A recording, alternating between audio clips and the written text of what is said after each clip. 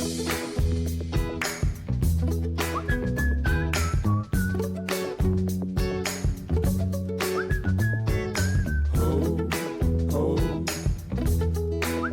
to Storycomic Presents, where we interview amazing storytellers and artists. This is episode 376. I'm your host, Barney Smith of Storycomic.com, and we're honored to have with us the award-winning and internationally acclaimed founder of Hoven Crow Entertainment, Max Hoven.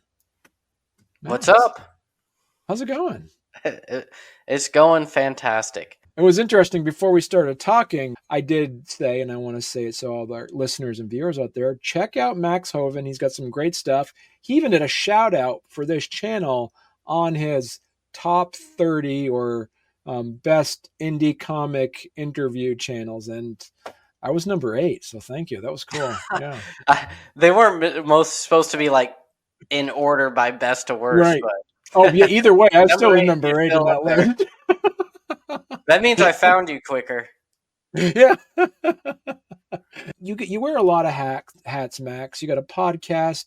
You do some filmmaking. You write your own comic books. You have your own kind of production company going on. To jump right into it, Max, let our listeners and viewers know, like, who is Max Hoven and why should they be ashamed for not knowing you earlier? I'll preface that by saying that I'm like everybody. I'm a different person depending on where you meet me and when. But around 10 years ago, I was a totally different person than I am now, so to speak. Right. And, before my wife and kids, and whenever I had a lot more time to write. But just like everybody, when you have all the time, you don't have any money. When you finally get like the money and you're settled, now you don't have any time.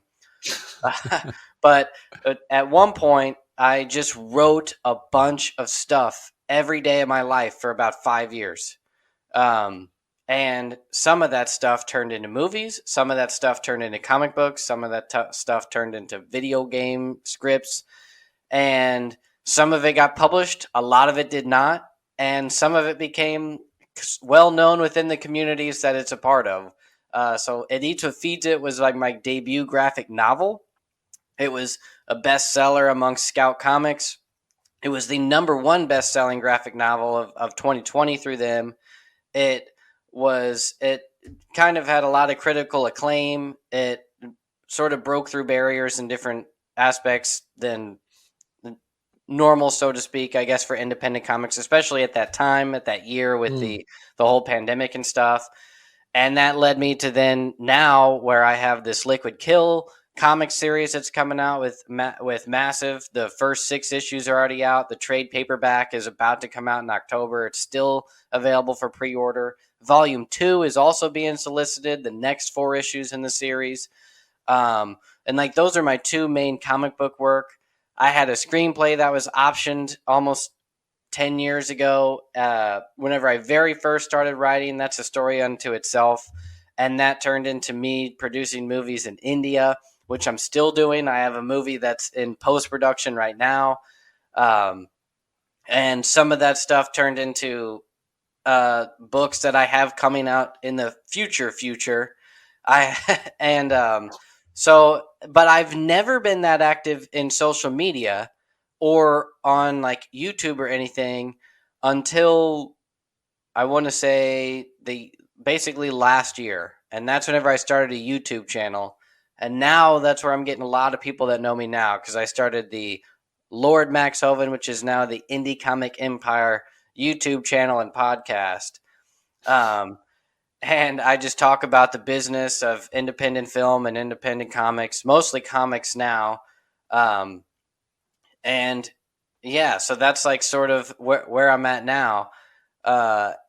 And those in the past, they may have known me because I was at one point I was in a band and like stuff and stuff like that. It was never a big band, but locally I was known. But yeah, I've just been an all around creative person for a long time, and now I'm finally starting to reap the rewards of all that time I spent writing ridiculous stories. So let's talk about It Eats What Feeds It. How did you come up with the concept of the series? So I have a writing partner. His name's Aaron Crow. We went to high school together. That's where we met. We wrote together in high school. We were editors of our journalism department and like our local school newspaper. And then we separated in college, and we also made movies and stuff together. But whenever we got back, we reconnected almost 5 years, 6 years after high school, maybe even longer than that. We decided to write movies and comics together, and he actually came up with this simple log line. He just envisioned sort of a scene that started off with us just sort of imagining the story of two roommates and like a scenario in which you move into with a new roommate or something like that, because we had just come back from college and we're telling each other old war stories and horror stories and fun stories of college and ridiculous roommates that we had. And he's like, what if like your roommate asked you as he like left at night to do something, that to slide raw meat through this weird mysterious door in his house or your apartment or something like that. And we just thought that was hilarious. Like, it's just like clear that something monstrous is behind the door and that's what you're doing, and it's just like, at what point would you say no or ask more questions? And then that led to, well, what if it wasn't your roommate? What if it was like this beautiful woman? And what if it was like your neighbor, that it's like, the woman next door, the hot lady next door that asked you to like be the mower lawn. And then after you mow your lawn, she asked you to just throw some raw meat, across the fence to whatever's behind there. And that just slowly morphed into more of a story that we went back and forth on, and we narrowed down the plot line and the setting and all that. And that turned into It Eats What Feeds It. And that was our first story that we wrote kind of intentionally to be a comic series. But it was our first one that we were going to try to be like really adamant about making it really good. And so we wanted to hire, a professional artist, and we still didn't have very much money, or it's kind of like, for those who don't make comics, when you're making a professional grade comic and it's you funding it and it's not a publisher or anything like that, you don't realize that you're basically paying the page rates for everyone involved and spending a lot of time. And a lot of times they're working on multiple books. So you're basically investing $20,000+ into something plus over a year. And we decided we were going to just turn it into a 3-issue series, basically a first, second, and third act, instead of trying to make it something really long. So we turned it into sort of this really good but short, like, graphic novella. And we just sheer quality alone. And that story of like us getting Gabriel to be the artist. Gabriel Umazark was a professional comic creator that sort of went on hiatus for 5 or 6 years and wasn't going to do any more work until we reached out to him. And he wasn't originally going to work with us until we had to go through a couple of pitches first, because we didn't originally pitch him It Eats What Feeds It. That was sort of like a back burner. Like, that was going to be our second story. We originally wanted to do a really short thing. We wanted to do a one-shot.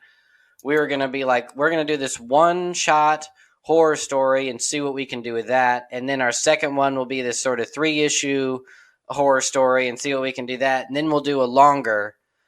But instead, what happened was Gabriel denied that one-shot, but said yes to It Eats What Feeds It. And he also said that if he wasn't going to do the supernatural, he specifically like gave us the genres he wanted that he would do. Basically, he was like, I will do a fun cyberpunk, like a teen cyberpunk story, or I'll do a paranormal, almost ghost-like kind of horror story. But he didn't want to do anything like ultra violent, ultra scary, R-rated. It was supposed to be sort of like fluff teen fun stuff. And then of course we turn it into these like taboo paranormal romance story, and then he agreed to do Liquid Kill, which then became ultra violent and scary and like, but he he loved working with us and we loved working with him. So it was like awesome to have him sort of, we kept him involved in everything that we could, including the story. It wasn't just like, here's the script, here's your time limit, go. It was kind of Right. like, you're the director of this. You know, your input is just as valuable as our own. You're sort of the star of this story because his artwork is what what really draws in the eyeballs. As long as we can keep everybody engaged and not let them down at the end, like you're driving this ship or whatever. Right. And he really Right. took a liking to that, and we continue to work with him to this day. And yeah, so that's sort of the short rundown of how it eats what feeds it came about. Because then you did Liquid Kill after that with him. Mm-hmm. What are some of the insights into the development process So of that new series? even though Liquid Kill came after It Eats What Feeds It, it was actually written before It Eats What Feeds It. Okay. So back in before uh, Crow and I even got back together, I was just writing a bunch of stuff, and one of them was Liquid Kill. But in its initial form, it was this insanely long screenplay called The Demon Army, and it was originally supposed to be a prequel or an origin story to the Sub-Zero and Scorpion characters of Mortal Kombat. That's like what it initially started at in my head, and when it first went on paper. That's what it was, Okay. and it quickly evolved out of that and into its own thing with its own universe. And that was one of the first things that whenever I first moved back to my hometown and reconnected with Aaron, uh, he was like, "Well, what have you done?" That was one of the first things I sent him, and he was like blown away by it. Like, not like so, it was so amazing.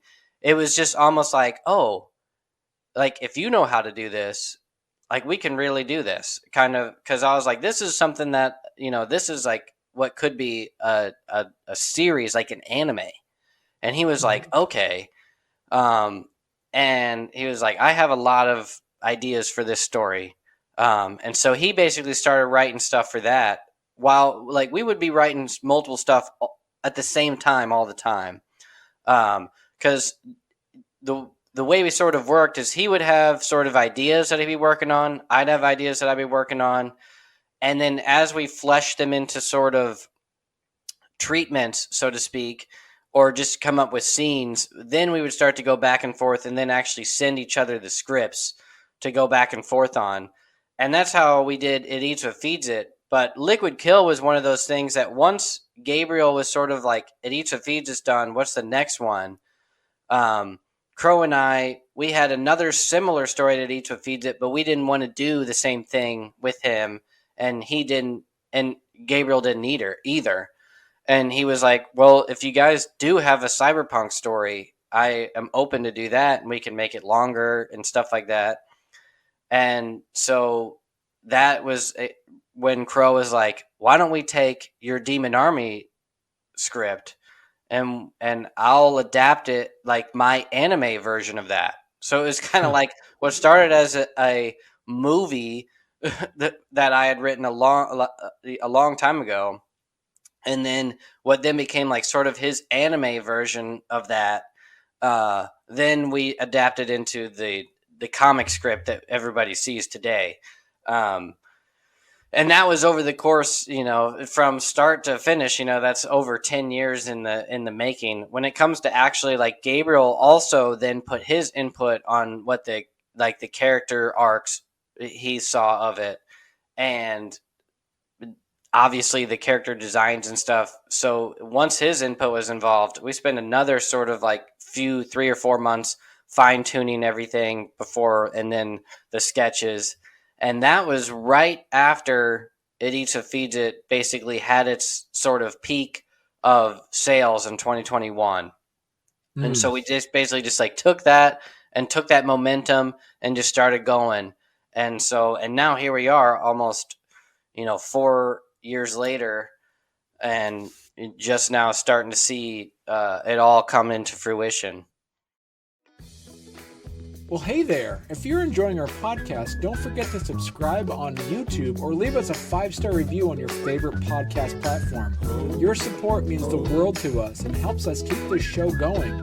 We love hearing from you, so any feedback is welcome. And thank you for being a part of our podcast family and for all your support. It truly means a lot to us. After that, correct me if I'm wrong, but you did write a book on marketing for comic creators, right? Yeah. I wrote a book based upon, or I had written a series of essays, so to speak, and articles that were essentially answering questions that a lot of people had asked me. Because to go back to It Eats What Feeds It, I was a nobody writer, essentially. When it rains, it pours, I guess, right? So around the same time in 2017, 2018, I guess, so we pitched It Eats, wrote It Eats, all in like 2018, 2019. It was released in 2020, but right around that same time, that was also whenever I started to get some traction with like screenplays and things like that. But still, I had nothing published, nothing produced. So like nobody knew who I was at all. But all of a sudden, out of nowhere, by the time 2020 and 2021 hit, I had this hit graphic novel, award-winning, published, produced screenwriter and stuff like that. And I got a lot of people that were just reaching out to me in the comic community that were just wondering. They were like, what did you do differently? Or like, what happened here? Because so many of us don't see that level. Even I didn't have like this insane success, but it was just enough to where everybody else in the community who'd been doing it a couple of years was just kind of like, how do you do that with your first project? And then I explained to everyone, like, this is not my first project. This was the first one that I put all my effort into to make a strong launch on, and it's not like I expected this, it to be like a hit or whatever, but there were steps that I took that I believe helped in its virality in this small space. And I started to go through those motions, and a lot of people were not knowing those steps, so to speak. Because like I said, I was also not on social media. At that time, I didn't have a YouTube channel. I had my Facebook was just my friends. My Instagram didn't have any artwork or anything. So it was like, how do you go from zero to people actually reading your work? And so that's where I was like, I basically wrote what I was sending to people through email into these articles that then I turned into YouTube videos that I then turned into a book and consolidated sort of the whole method together. And what I believe to be the steps that you can take in order to sort of grow your audience without just becoming viral on the internet. I could talk forever on it, but it's like what you see with people is you see the same stuff happen with them, whether it's people that are making movies. Because that was the other aspect, is at the same time that I was doing comic books, I was also putting all this effort into trying to figure out how do movies make money. Like understanding the actual logistics of the business in and outs of entertainment translates to almost everything.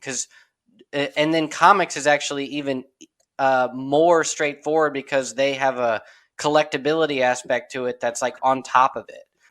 How has filmmaking made you a better comic creator, and how has comic creating made you a better filmmaker? When it comes to the creative aspect of all this stuff, all of that I see almost as if just I learned or continue to learn from watching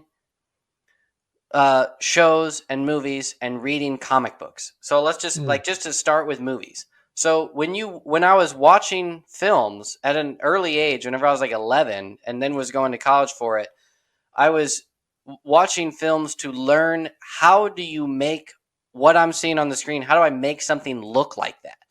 And then whenever, as you write, it's like, how do I literally would watch movies and write the scene, opening image, scene one, act like almost writing the script out beat by beat and trying to mimic how movies were made. And that's how I sort of learned the creative aspect.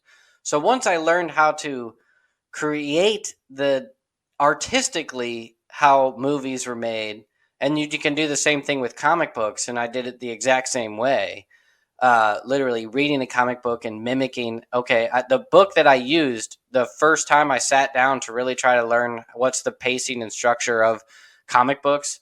There's another local creator from Missouri. His name's Jeremy Hahn. He wrote a book called The Beauty. I didn't know he was in Missouri at the time, but it was a hit Image book, and I really liked it. So I just sat down and was like, "What is the pacing here? Like, what is he doing here that I can learn from, as if I were going to back engineer it?" And I figured it out that his pacing is the same as almost all of them. It's just like when you watch blockbuster movies, we have a ebb and flow, a rise and fall that we follow, and a lot of people credit Spielberg and Lucas with sort of inventing the 11-minute like sort of structure of a blockbuster movie, even though not all of them follow that. And then there's like famous books like Save the Cat that you really realize that we are in, there is a science to writing. It's not just all what comes to my head. There's a little bit that, I mean, there's a lot of it that comes to that, but when it comes to the pacing that keeps us engaged, there is a science to it. And I learned that a long time ago, figured it out. So when it comes to that part, I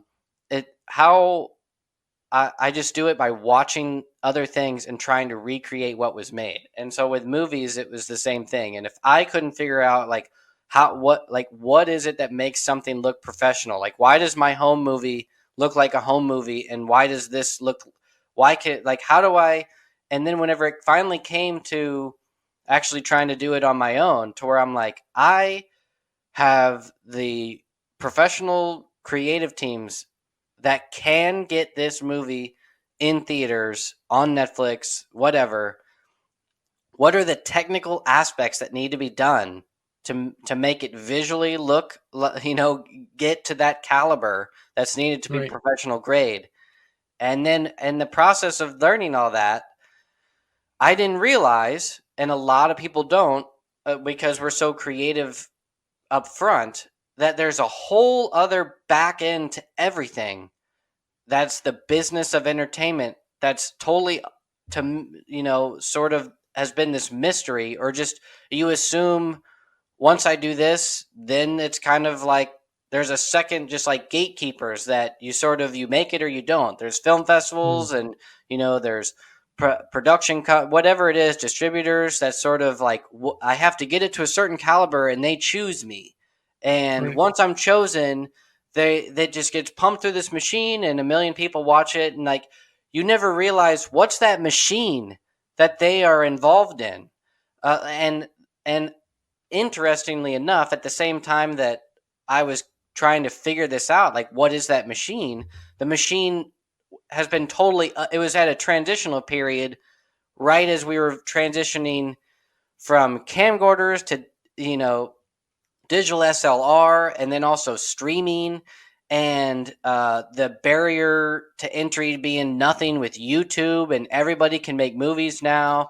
And as I was trying to figure out all this stuff and learning from professionals, like the people that are in Hollywood making major motion pictures, they're sort of upended at the same time, and they were trying to learn from me. And it was this weird, perfect combination of, they're trying to figure out this new world of YouTube and comic books, and because the writer strikes and all these things that are going on in Hollywood are changing, and it just has created this new community that I now have just tried to sort of straggle, handle both of them, so to speak.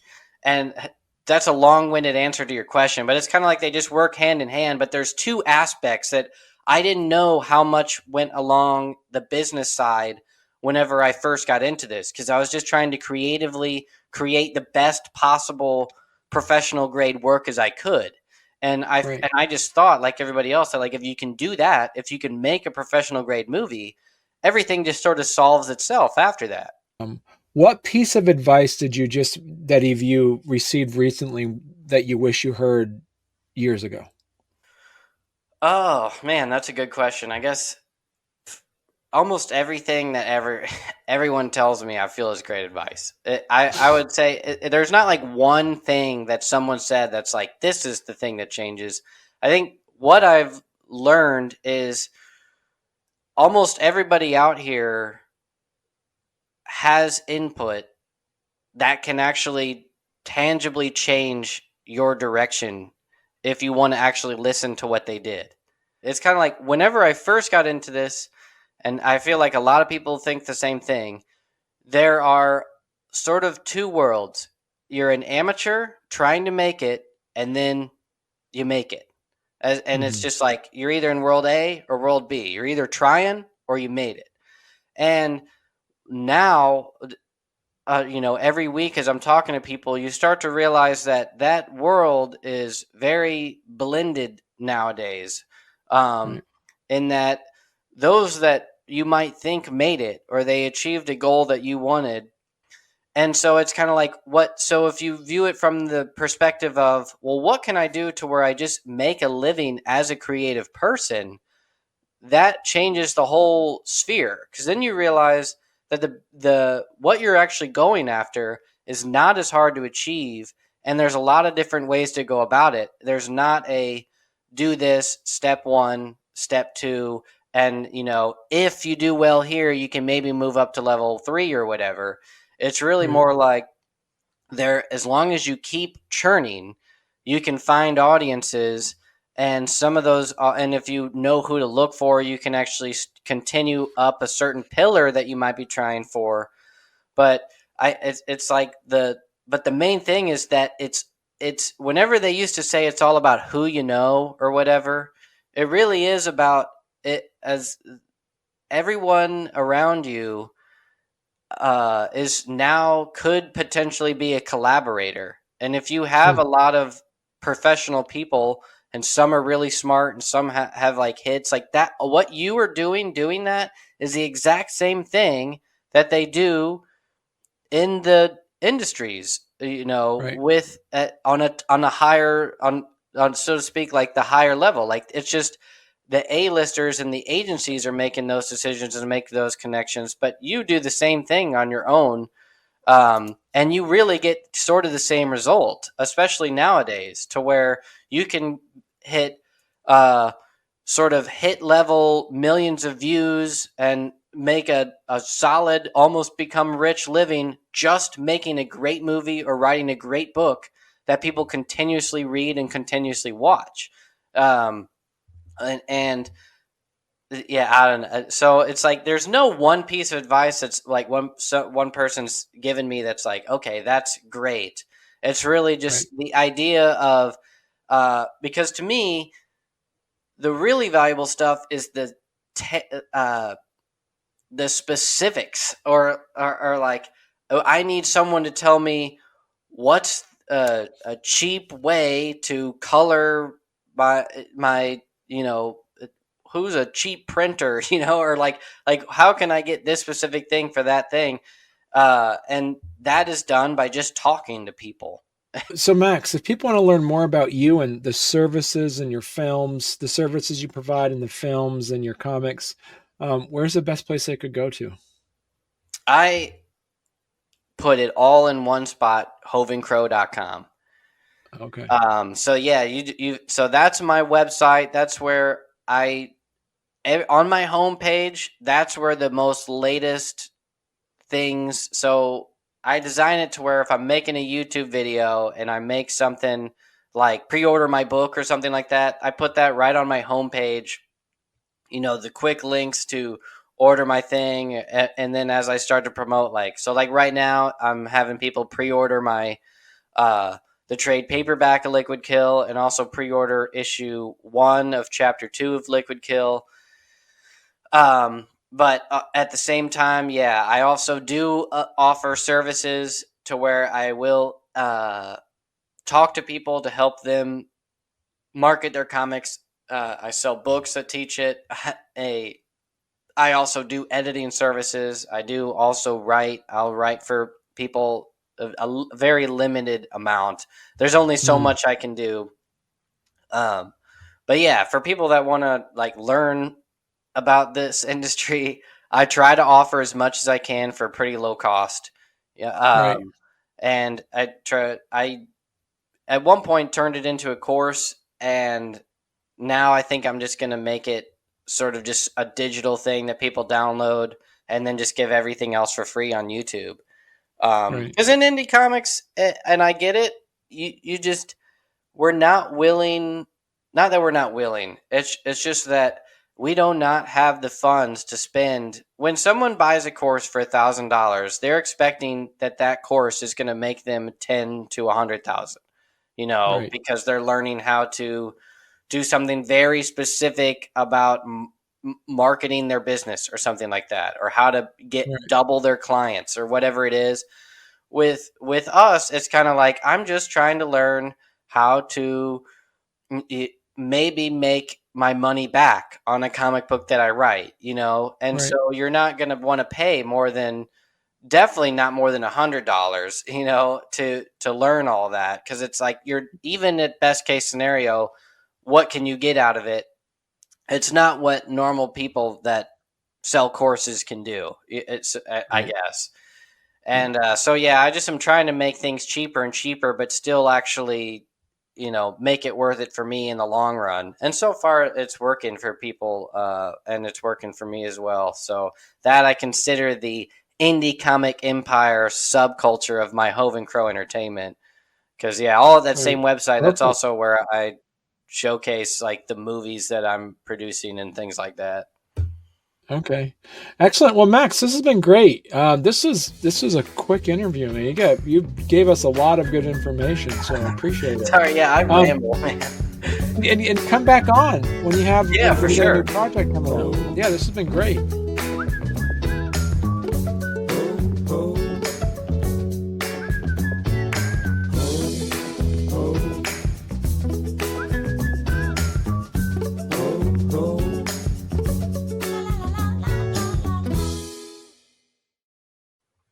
Did you? So you might? Did you know a little trivia? You might know this one. What pumpernickel means? No, I don't think so. Pumpernickel bread. You know, pumpernickel is German for the devil's fart. No, I had no idea. Yeah. Yeah, I learned like the dumbest German terms. Yeah. Where is that? Jägermeister means hunter master Master or Master whatever. Hunter. Yeah. Yeah. You What can was tell it? what I did in Germany. What does pumpernickel mean? There it is. Pumpernickel.